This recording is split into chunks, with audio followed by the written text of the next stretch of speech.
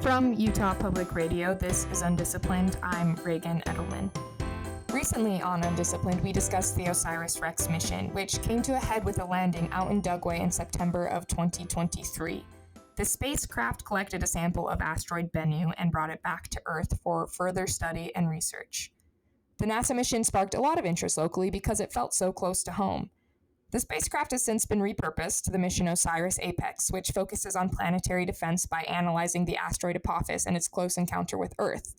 But funding for OSIRIS-APEX is at risk. And so is funding for a Mars Sample Return project, a mission to Venus, and the fully built and ready for launch Nancy Grace Roman Space Telescope. The Goddard Space Flight Center in Maryland, home to more than 10,000 civil servants and contractors, is also under threat, maybe facing partial or full closure. This is all due to proposed budget cuts. The Trump administration has proposed sweeping cuts to NASA's budget for the fiscal year 2026, with science programs bearing the brunt of the reductions. The administration is seeking an across-the-board 20% cut to the agency's total funding, roughly $5 billion from the $25 billion top line, and nearly all of that reduction is concentrated in NASA's Science Mission Directorate, which oversees critical areas like planetary science, Earth observation, astrophysics, and climate science. Right now, the NASA budget is only between 0.4% to 1% of federal spending. If this cut is enacted, the Science Division would see its budget slashed from $7.5 billion to just $3.9 billion, which is a nearly 50% cut to the Science Division. While the final budget must be approved by Congress, where opposition is expected, the administration may try to implement elements of the plan early, using procedural maneuvers if the formal budget is delayed past the October 1st start of the new fiscal year. For now, though, scientists, space advocates, and lawmakers are bracing for a battle over the future of NASA's science programs and America's role in space. And Christopher Kokinos is one of them. Christopher is a professor emeritus of English. He's a poet and an author or co-author of many books. His most recent is Still as Bright, an illuminating history of the moon from antiquity to tomorrow, which follows the history and science of the moon, but also serves as a memoir. Christopher has been outspoken about the importance of space exploration and the importance of NASA's budget. He also has said that this is a winnable battle. Christopher Kokinos, welcome. Thank you for having me. It's great to be on the show. Christopher, let's start out by talking a little bit about you. You're a writer, a professor, but so much of your work has revolved around space. Was that the trajectory you expected to follow? Did you dream about space? I did. I had the childhood dreams that I think a lot of people do. And then that ran up against the reality of my not being very good at math. So I was literally yanked out of an advanced algebra class by my teacher, Miss Hawk. I've never forgotten that. And I still don't know if it was because I was goofing off or if I had screwed up a problem. But I turned to writing, and in that process found real interest in the natural world. So I studied journalism, I studied poetry, and then found myself working on my first book, which was about extinct North American birds, and then another book about meteorites, and a bunch of other projects. But yes, so that interest runs deep and really got sparked again, maybe in my late 20s and early 30s when I got a telescope. So I've had a real, great career working on stories for, LA Times, Esquire, a bunch of other places about space and space flight. And it's aspirational and it's inspirational. And that's one of the reasons why I think the White House budget proposal has really garnered as much opposition as it has so far. Your most recent article is aptly titled "To Dumbly Go Where No Space Budget Has Gone Before," where you're discussing this proposed budget cut. As an avid space nerd, what did you feel when you saw that proposal?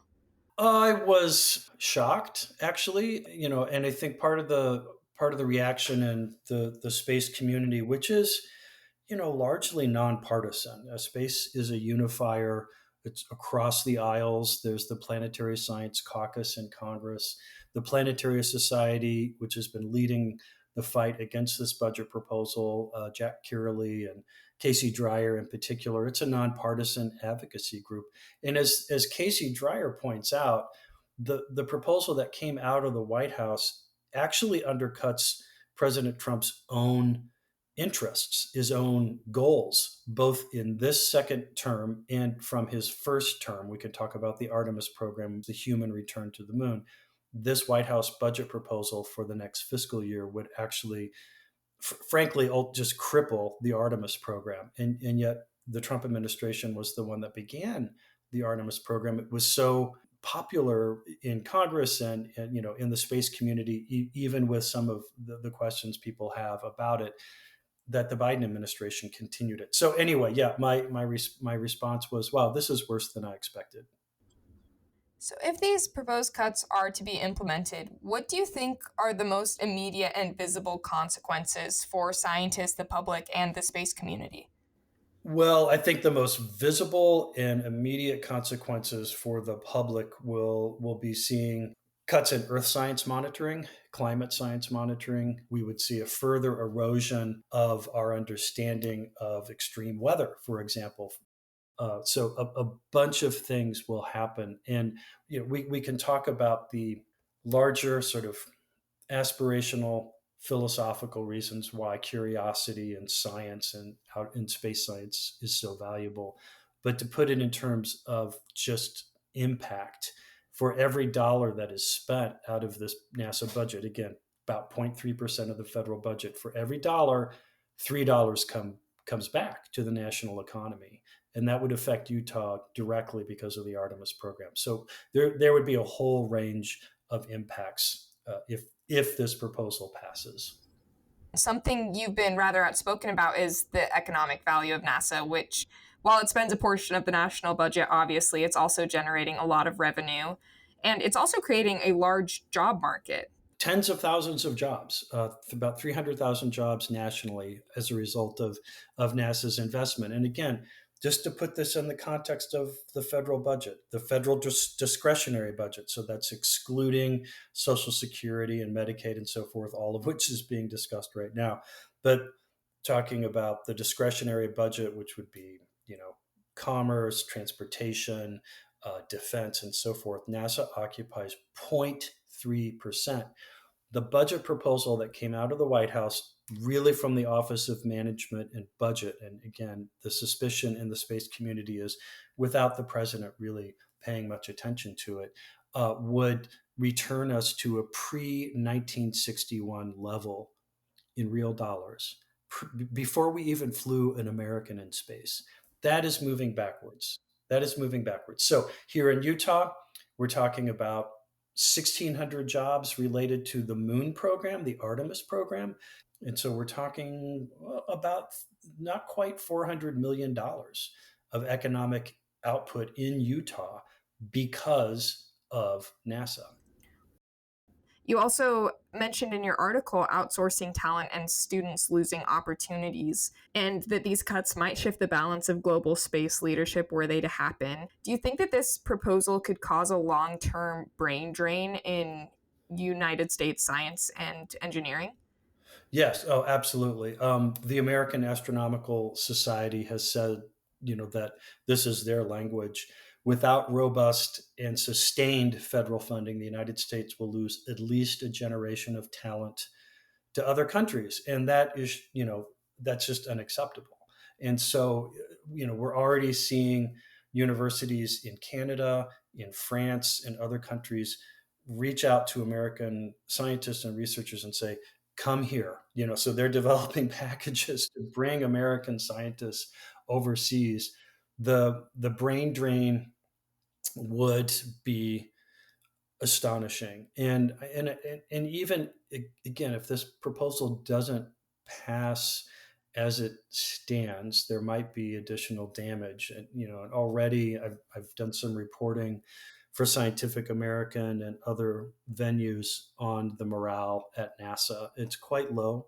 And we have an acting administrator who is proposing a 5,000 person reduction in force, layoffs and buyouts, essentially, along with reorganizing centers and reorganizing headquarters responsibilities.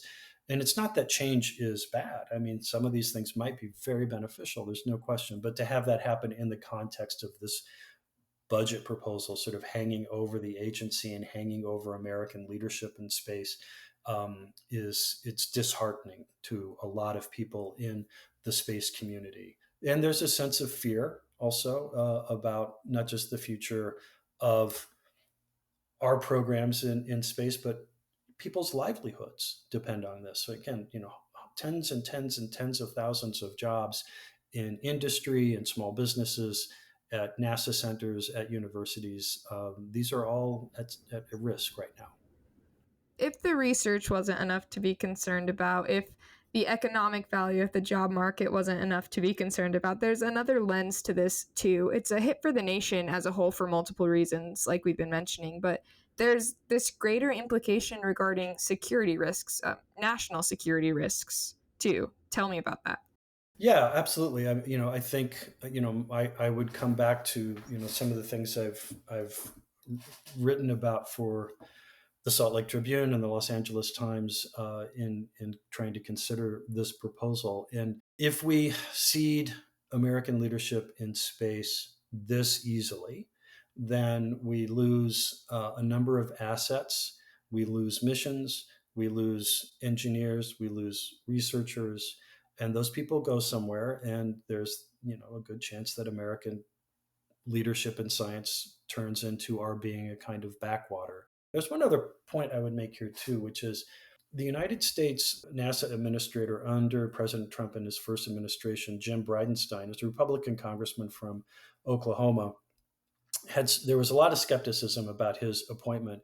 He proved to be an absolutely stellar administrator in large part because he knew Congress and he knew diplomacy. He knew how to make deals, and it was under his leadership and under the Space Council leadership of Vice President Pence that the Artemis Accords began. This is more than 50 partner countries working with the U.S. and NASA on our return to the moon program. What happens to that? If this budget proposal passes, that coalition probably just dissipates. So we would lose a lot of valuable diplomatic alliances as a result of this budget proposal if it passes. Let's talk a little bit about that program. You mentioned earlier that these budget cuts go directly against President Trump's original plans to get Americans back into space, back onto the moon.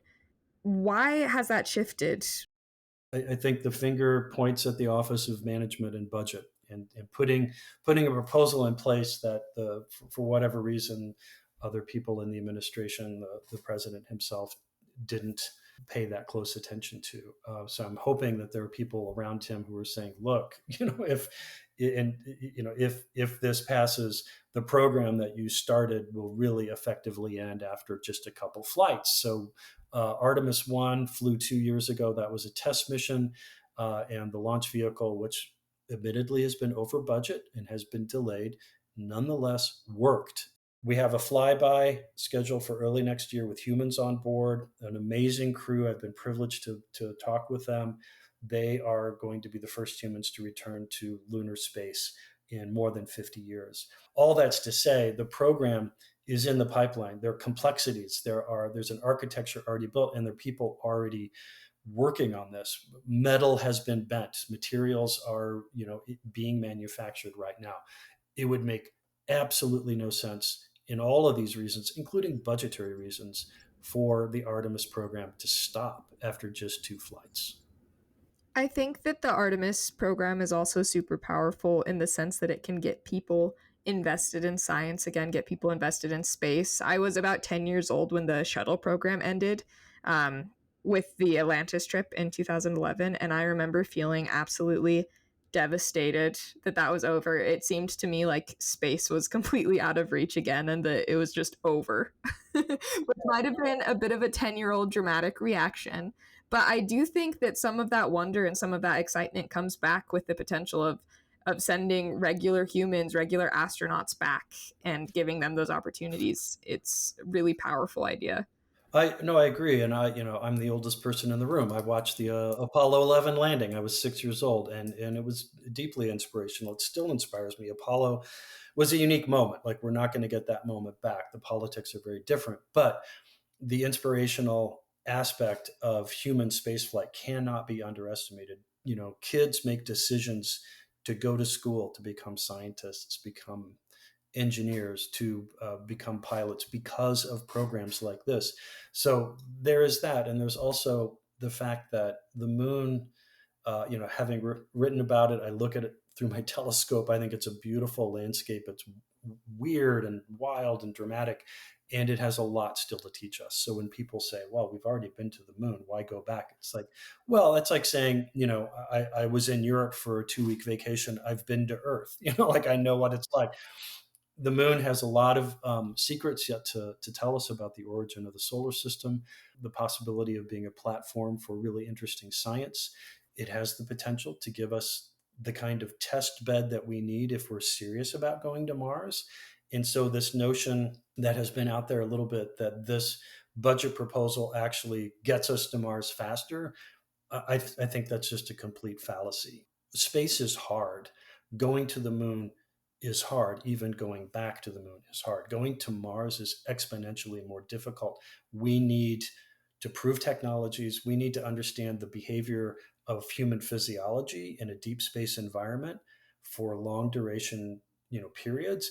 We can do that around the moon. You mentioned climate science earlier. Our host, Matthew, is a climate scientist himself. We've constantly been talking about climate change and climate science on our show for the past several months. And you mentioned a big chunk of this budget could impact spending on climate science research. I think a big problem that we face already is a large avoidance of admitting that climate change is real. Even the vernacular we use has shifted, right? Like, climate change sounds a lot less alarming than global warming. Do you think that this move, if it were to happen, this move to have less climate science research is going to further that gap in understanding the climate crisis we're in? And do you think that's part of the purpose? Oh, sure. Yes, I agree. Yes, both. Yes, it is. There is a segment that is engaged in active climate denialism. I think that wing is shrinking. And I need look only at Senator John Curtis here in Utah, who has been part of a Republican effort to tackle climate issues, and to his credit. And I think if you get a lot of people behind closed doors, um, they will say, "Yeah, this is real." I mean, the science behind the general point of climate change, that human activity is increasing the average temperature of the planet, and the average temperature of the atmosphere and the oceans, and having a number of effects, including extreme weather and drought and so forth, more extreme climate events, more extreme storms, unpredictability. That science is unassailable. So, in a sense, that ship has already sailed. So, I think of this budget proposal again coming from someone who is in that wing of deny and deflect when it comes not just to climate science but science in general. I would say 15th century attitude toward the natural world and the human relationship to it. That's where that's coming from, and I'm glad that that is an increasingly smaller fraction. Now, having said that, it's still a dangerous trend, and there's no doubt that this is part of what's going on. The piece I did for Scientific American was on the eviction of the Goddard Institute for Space Sciences. They were with just basically a month's notice, no reason whatsoever, absolutely no budget savings. It's actually costing taxpayers more. A group of researchers and laboratory equipment and library and so forth housed in a building in New York City, a NASA center, and they were evicted and just dispersed to other places with very little notice. That's largely because they did climate research there. So that's one of the disheartening aspects of this. But again, I want to end on a hopeful note. I feel like Congress is being persuaded right now that this NASA budget proposal is a bad idea, and if we can win this fight, on behalf of the agency, on behalf of science, on behalf of the astronauts who are getting ready to go to the moon, then I think that bodes well for staving off any other bad ideas with American leadership in space science. And ultimately, you do call this a winnable battle. I think it's easy to feel overwhelmed by some of the decisions that are taking place that feel out of our reach. But like you said, it's important to view it from a hopeful side as well. And you say this is a winnable battle, but how can somebody like me or you or our listeners make a difference? Well, it is absolutely a winnable battle, and I would turn to the Planetary Society. I'm not trying to turn this into an advertisement for them, but they are the leading space advocacy group in the country, and they have taken the lead on this. They have sent a petition to Congress with tens of thousands of signatures representing every congressional district in the country except one. Has 2 million followers globally. So I would go to planetary.org /save NASA science. So just go to planetary.org and you're going to find resources there. And even just as simple as a quick phone call to your senators, to your representatives saying, hey, I'm concerned about this. I think this is a bad idea. They pay attention to this. And that's why it is a winnable battle. We do feel overwhelmed, but I think we often forget that making that phone call, sending in an email, dropping into an office, if you happen to be able to do that, where there's a field office for an elected representative, they pay attention to those things. One of the more common arguments for the few that are supportive of cutting the budget, I think, are those who say that space exploration is a luxury, particularly in times of economic and political hardship. What do you think about that? I feel like that ties in really well with everything that you just said about the inspiring aspects of going to space, about the important research that's still to be done, and also about how unifying it is to accomplish missions like that. Yeah, and it's an understandable argument. And again, if you look at the sliver of spending, when you talk about, X billions of dollars here, billions of dollars there, right? That's a lot of money. But in the scope of the federal budget, we're talking about less than a half of a percent.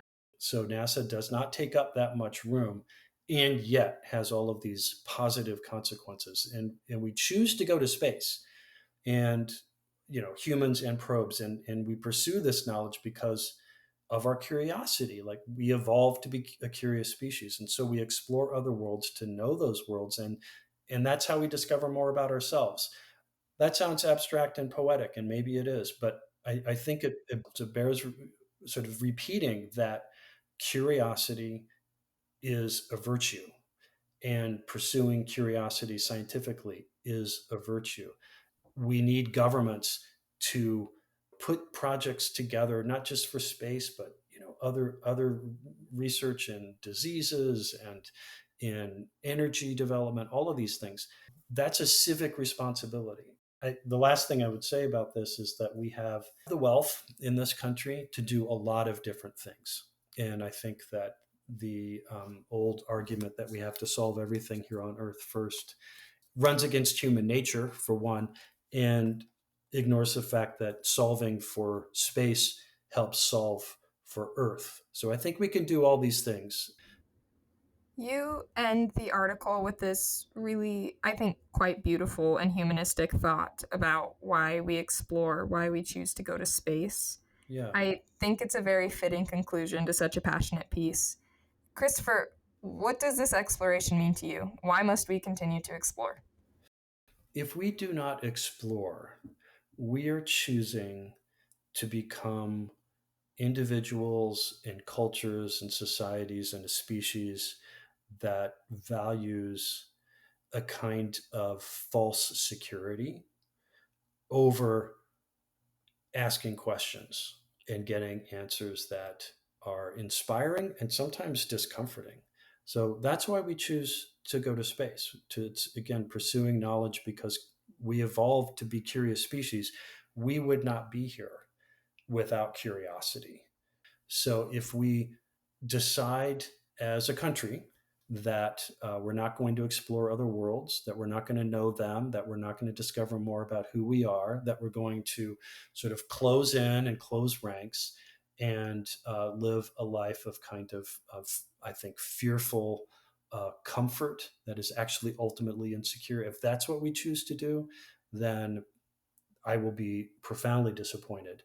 But at every sort of moment in American history when we have faced these kinds of questions, I think we've actually chosen the path of light over darkness, the path of curiosity and adventure, the adventure of ideas. And so I believe that we'll be able to do that again.